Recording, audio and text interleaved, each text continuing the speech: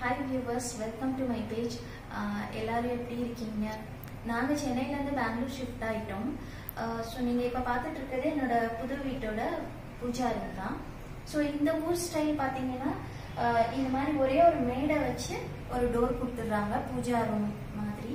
நான் என்னோட old Pooja room தான் யூஸ் பண்ண போறேன். பட் இப்போதைக்கு இதை நான் செட் பண்ண போறேன். ஏன்னா அது நிறைய வேலை இருக்கு, நிறைய ஷெல்ஃப்ல திங்ஸ் எல்லாம் அரேஞ்ச் பண்ணணும். ஸோ அதை கிளீன் பண்ணுறதுக்கு எனக்கு கொஞ்சம் டைம் எடுக்கும்.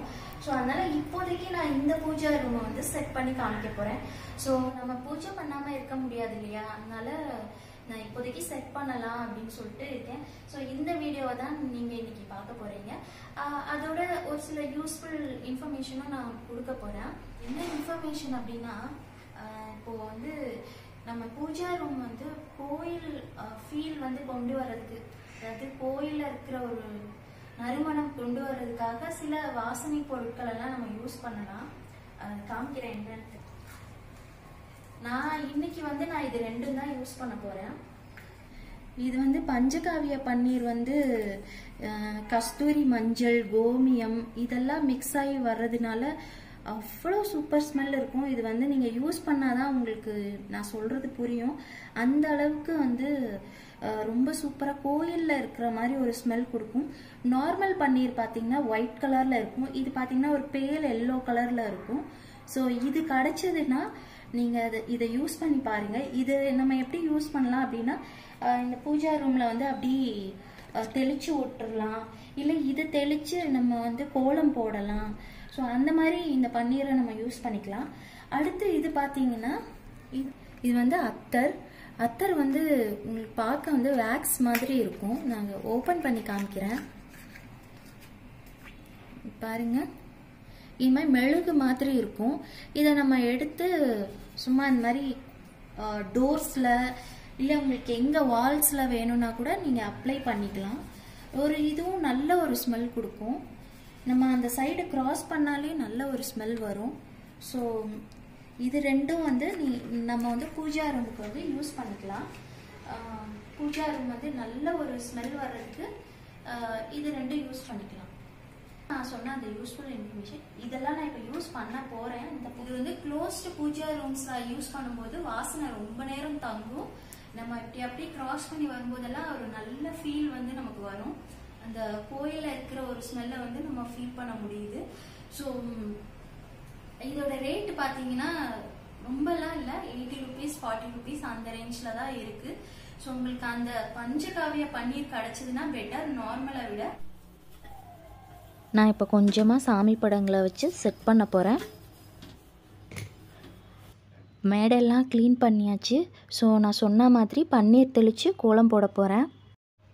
இந்த பன்னீரில் கோமியம் இருக்கிறதுனால இது யூஸ் பண்ணுறது வந்து ரொம்ப நல்லது. ஸோ நமக்கு ஐஸ்வர்யம் தங்கும் அப்படின்னு சொல்லுவாங்க.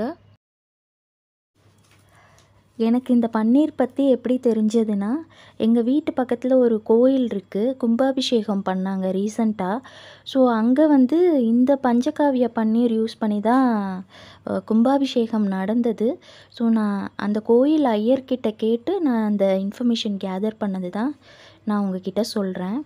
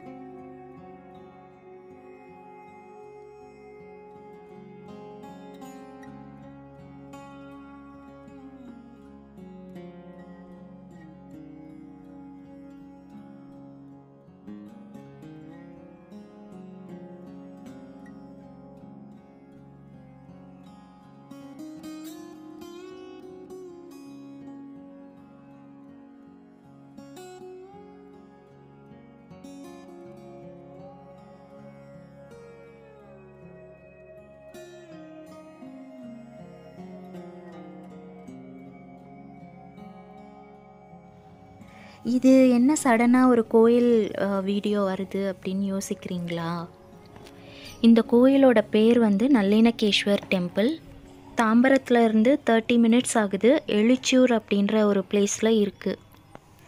இந்த கோயிலுக்கு வந்து நாங்கள் சென்னை வெக்கேட் பண்ணுறதுக்கு முன்னாடி போயிட்டு வந்தோம். இந்த கோயிலை பற்றி உங்களோட ஷேர் பண்ணணும்னு நினச்சேன். அதனால் சரி வீடியோ பண்ணலான்னு சொல்லிட்டு எடுத்திருக்கேன். இந்த கோயில் வந்து ரொம்ப அமைதியான ஒரு பிளேஸில் இருக்குது.